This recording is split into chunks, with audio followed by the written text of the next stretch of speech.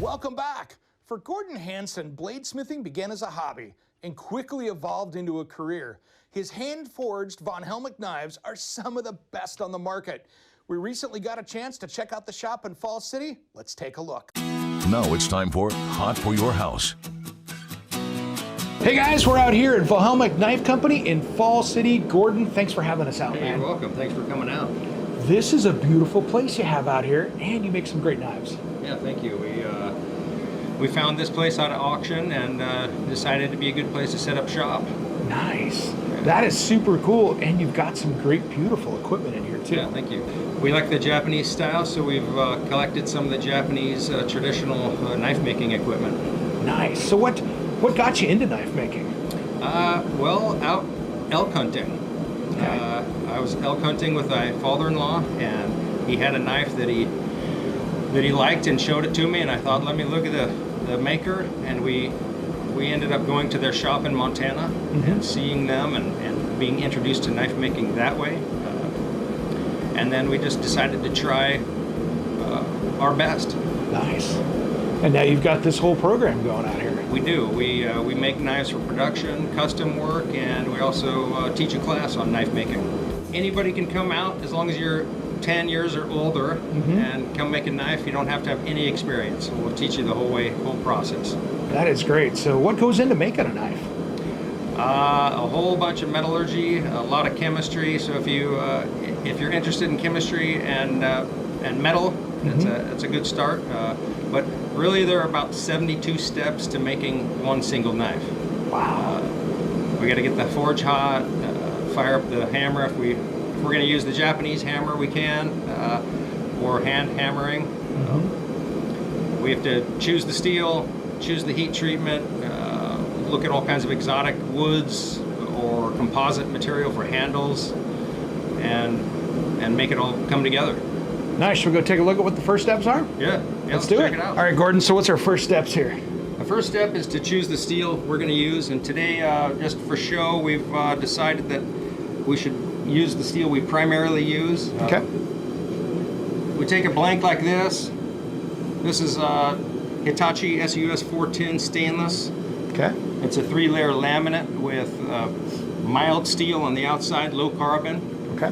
We take a piece like this. Okay. And we get it hot, and we forge this section into our tang. Okay, got it.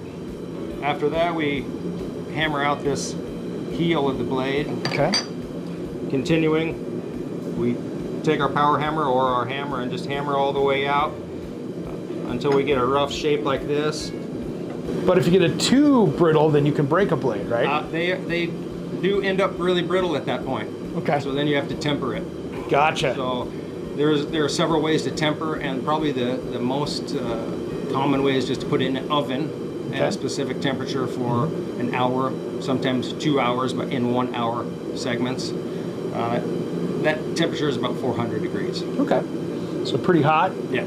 And then how do you go from there? So you've got it at that temperature, then do you just rapidly cool it with water, oil, or something like that, or? So what you have to do is when you're doing the heat treat, the first heat treat, you get it up to a critical temperature, which is 1423 Fahrenheit. Wow. Get it nice and orange throughout. Then you quench it very quickly in oil or water. Got it. Depends on the steel. After that, you temper it. It's really hard at that point. Then you temper it. You just leave it in the oven for an hour, let it cool down by itself after the hour's up. Gotcha. And then you've got a viable blade that's going to hold an edge. At this point, you got to keep it cool. So that's one of the hard parts is grinding, and then this will let us cool it down. Okay. Let me just go for this here. Yeah. All right, our next step. All right, we have our secondary bevel made. We're going to jump up in grid up to about 200, and we're going to put on a primary edge so we can cut stuff. Hey, let's test it and see if we can cut anything here. Let's do it. Wow. Yeah. There you go. Man, that's a trained eye right there. That is beautiful. That thing is solid. All right, so what kind of knife are we making here? What we have here is a Gyuto style Japanese kitchen knife. Okay. This is made from Takefu Special Steel Limited Company steel. They only make blade steel. Gotcha. Really, really particular and specific about blade construction and the steel that goes into it. This one will be very thin, as you can see there. Yeah. It's meant to be a really nice vegetable slicer. Probably slice meat with it also. Okay. All right, let's talk about that handle. Well, we got all kinds of exotic handles, but today what we have here is black sandalwood and red sandalwood or blood sandalwood. Okay. Octagonal shape, traditional Japanese style.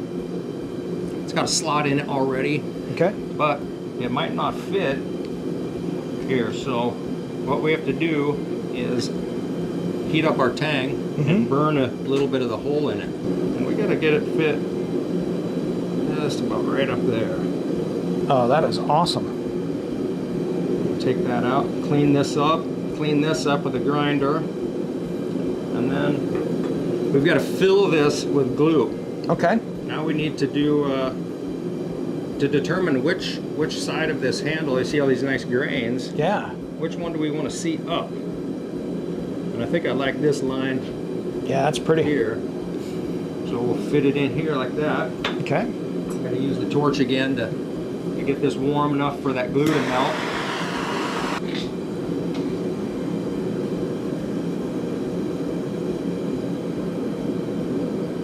Get it right up where we want it. Right up in there, and then we hold it. Make sure it's lined up still how we like it. All right, our next steps. Next step is to hand sand on the Okay. handle and make it comfortable. All right, our last step here. Our last step is to buff this, make the handle look really nice and smooth. We use a compound on there. Okay. It's a wax-based compound. Put it on this wheel here, and it'll buff this up really nicely. Beautiful, man. That is great. So how do people track you guys down to do something like this? We started out with Airbnb experience, so we're on there, but we also have a website, Vonhelmick.com. You can go on there, find the class, look for a date that might fit your schedule, and just book it right through the website. This is good stuff. All right, guys, you got to get down here and take a class. This is some great stuff and a skill that you might want to have. I know I want to. Come down and check it out. This is some neat stuff.